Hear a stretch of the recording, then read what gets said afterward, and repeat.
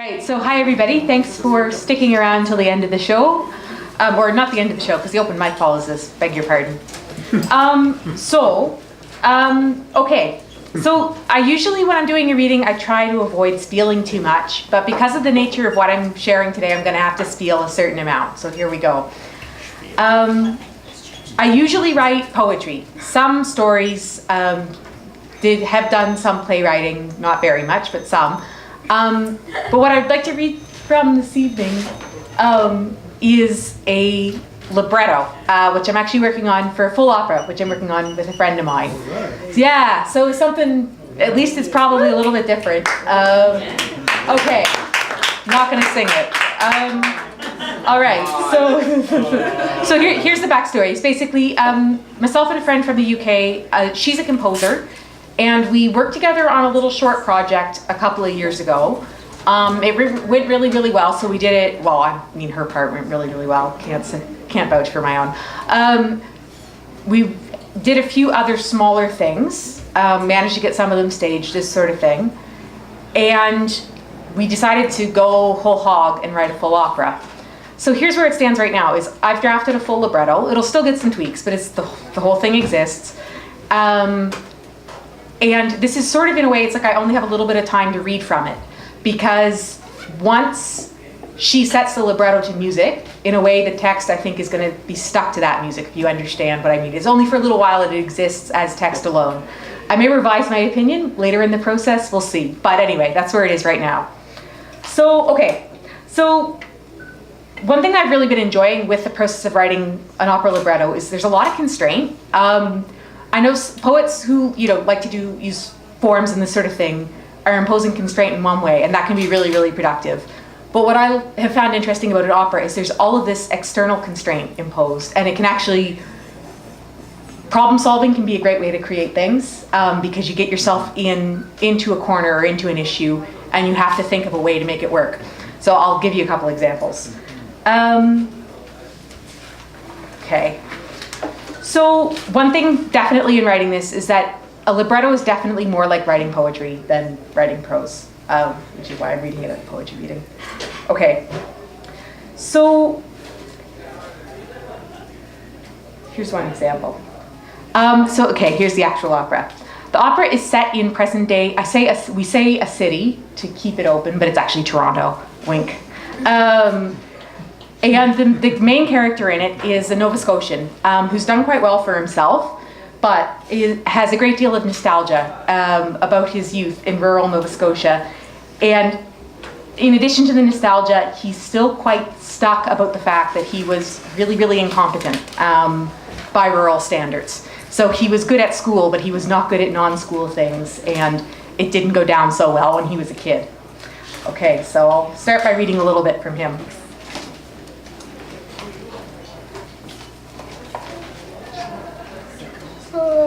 Okay, sorry, my pages are stuck.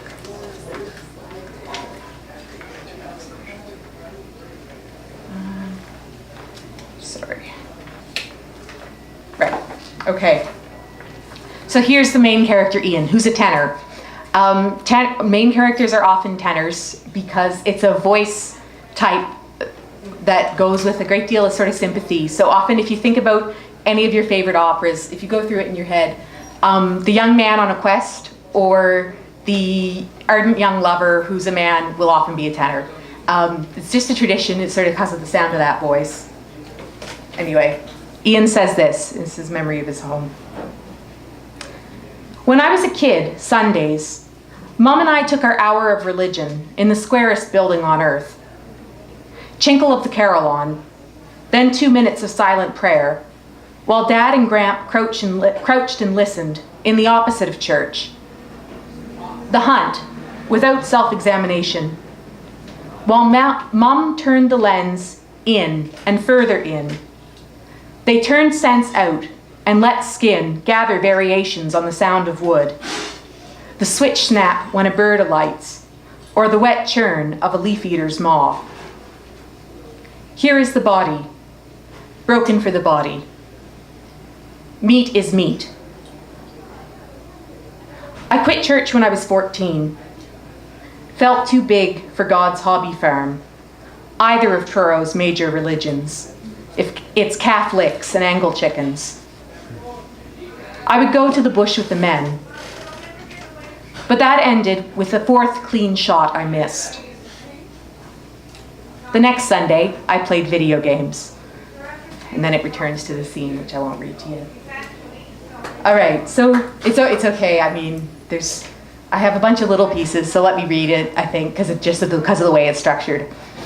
All right, so here's another thing that came out of the constraints I was working with. There's sort of a rule of thumb in opera, and I think it really works with the ear, that you've got to have it balanced, sound-wise. So if you've got a certain number of high singers, you got to have a certain number of low singers, or vice versa, right? So Ian's dad is a guy named Earl. Earl's a baritone, and it's a really, really interesting situation, and a really strange one, because baritones are like, if you have a bad dad in an opera, it's almost definitely a baritone. But a baritone can either be the wise old advisor, or sometimes it's the sinister person. And it's weird that it can go either way. Anyway, Earl is definitely the wise old advisor. He's a pretty nice guy. And read a little piece of his. So Earl is really, really frustrated because he wants to stop his son feeling so badly. But at various stages in the opera, his physical health presents challenges because he's a super, super old guy. Okay, I'm looking for it and I'm not finding it. 31. All right, so this is Earl, father of Ian, who's thinking to himself about Ian's grudge, and he's alone in a room. He stands alone on the stage for a while, which you can do in an opera. It doesn't always go down so well in plays. So here's what Earl has to say about this. Back home, a man his age would have knocked his boyhood angst loose through overwork. My clever son was given a gift called leisure, the lesion where memory festers. Time and energy to nurse his hurt. No longer a hurt, it's a grudge. When the mind walks the same route each day to revive its hatred of the scenery. This throb wouldn't last on its own. He guards it. As the devil minds his fist, as God tends his ember. As the devil minds his fist, won't ease a finger, thinks there's something inside. As God tends his ember, thinks he's God, thinks it's the sun. As the devil turns his spit, keeps his hide bound, juices in. As the oyster moils his grit, treasure on his tongue. As the devil cleans his bird cage, as God pastes his bricolage. As the devil cleans his bird cage, cockatoo cenotaph, paramesia of a bird. As God tends his bricolage, these newspaper scraps make sense to him. He wants to tell and tell you, uses his tail to brush the glue, puts a shine on it, warms his hands by it, self-bastes, he seethes, he carries on, the way a broth carries a stew, the way a sling carries an arm. So those are some of Earl's comments on the situation he finds himself in with his bad middle-aged son. All right. Oh, it's okay. Okay, so going along with the sort of the voice types that sort of I had to match characters to, you've got the sister Vicky, who's a mezzo-soprano. And mezzo-sopranos are often used for either the aide, the loyal sister, or a kind of silly character, or a character who's not that bright or is sometimes the object of a little bit of fun. I did that with Vicky. I gave her moments of, I didn't make her an absolute lark. I think in the interest of time, though, I'll probably skip Vicky if nobody's too hurt. I'm sorry if there are any mezzo-sopranos in the audience. Yeah, we can just skip the mezzo. Okay, but I had two other sopranos to work with to keep the voices balanced. And here's another place where having a problem got me thinking and got something going. The main character, Bridget, was really, really fun to write. So she's a soprano. And it was an interesting opportunity for me to do a little bit of feminist theater writing. If you've ever been to an opera, one thing you've probably noticed is that there's often a middle-aged woman playing a much younger woman. So like a 40-year-old woman with pancake makeup on, trying to act like the 13-year-old neophyte, like, oh, should I run away with him, you know? There's actually a reason for that, beyond, you know, just that a lot of performers are middle-aged. The human voice doesn't actually mature until you're 35. So top-notch opera singers have to hold off. A lot of you probably know this already, but it was news to me. Until they're 35, before they can go for it. So, okay, so I thought it would be great to have an opera in which a middle-aged woman gets to play a middle-aged woman. I thought it would be a really interesting innovation. So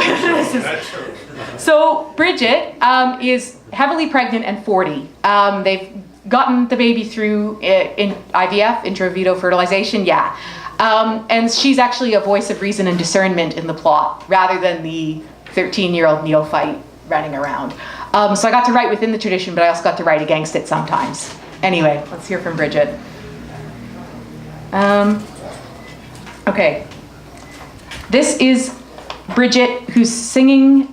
Now, something terrible has happened. I don't want to tell you exactly what it is in case you ever watch the whole opera, though if you read a plot synopsis, you could probably guess. This is what Bridget has to say. This is mittens weather that makes you want to curl tighter than humans can. Makes you jealous of the animals, flow of a spine, the way they tuck, face, haunch, belly, foot. Their tufted ears or collagen hooves that don't receive the cold. This is mittens weather. Not cold that takes you, but cold that reminds. Chaps your knuckles just a little on the way to the house. A season that crimps time, like a kilt pleat that doubles the weight of the fabric you wrap around.